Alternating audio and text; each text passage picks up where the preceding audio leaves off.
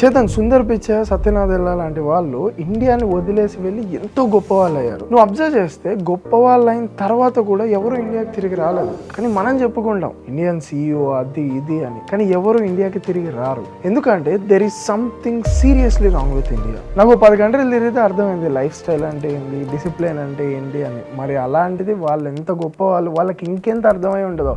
అసలు ఇండియాకి రావాలి అన్న థాట్ కూడా రావట్లేదు. మొన్న ఒక ఫారినర్ ఇండియాకి వచ్చి రైల్వే బాత్రూమ్ వీడియో తీసి పెడితే కామెంట్స్ లో ఇష్టం వచ్చినట్టు మాట్లాడారు. కుంభమేళాకి వెళ్లే ట్రైన్స్ డోర్స్ క్లోజ్ ఉన్నాయని చెప్పేసి వాటిని బద్దలు కొట్టి, విండోస్ బద్దలు కొట్టి, పబ్లిక్ ప్రాపర్టీ మొత్తాన్ని బద్దలు కొట్టారు. లోపల ప్యాసింజర్స్ కూడా ఉన్నారు. వేరే కంట్రీస్ లో రివర్స్ ఆర్ జస్ట్ రివర్స్ చాలా క్లీన్ ఉంటాయి. మన కంట్రీస్ లో రివర్స్ అంటే దేవతలు, గంగా, యమున, కావేరి ఇలా. అయినా మనం నీట్ గా ఉంచుకోము. రోడ్స్ మీద ఉచ్చబోయడం, స్వచ్ఛ భారత్ వచ్చినా కూడా ఆగలేదు. జస్ట్ నేను 4 to 5 చెప్పా. ఇలాంటివి వేల ప్రాబ్లమ్స్ ఉన్నాయి ఇండియాలో. చైతన్, మన ఇండియన్స్ అందరికీ ఒక బలమైన బాధ్యత ఉంది. అదేంటి అంటే వీఆర్ రిప్రజెంటింగ్ ఇండియా. మీరు ఒక ఫారినర్ తో మిస్బిహేవ్ చేసినా, లేదా మీరు ఇండియాలో మిస్బిహేవ్ చేసినా చైతన్ చేసిండు, జై చేసిండు అన్నారు, ఇండియన్ చేసిండు అంటారు. నేను ప్రతి కంట్రీకి వెళ్ళి ప్రతి కొండ ఎక్కి మన ఇండియన్ జెండాని రిప్రజెంట్ చేస్తుంటే దాని రెస్పెక్ట్ పోయేటట్టు దయచేసి ఏది చేయకండి. మనందరం కూడా ఇండియాని రిప్రజెంట్ చేస్తున్నాం. సో కొంచెం ఒళ్ళు దగ్గర పెట్టుకొని